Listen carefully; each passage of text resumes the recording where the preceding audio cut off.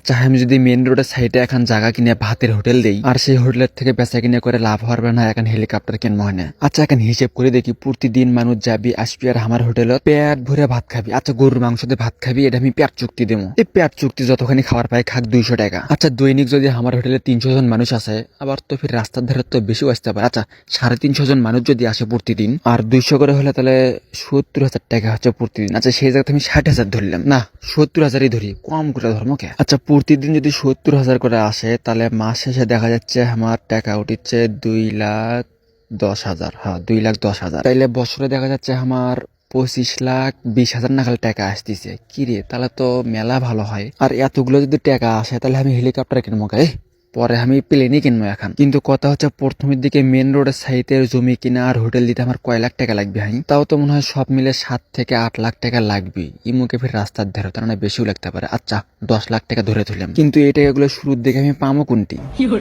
কোনটি পাই ইমুকে তো আমার নিজেরই খাওয়ার টাকা নাই। দূর আলাসিনি খালি এলে ভাবতেছি নিজেরই খাওয়ার টাকা নাই।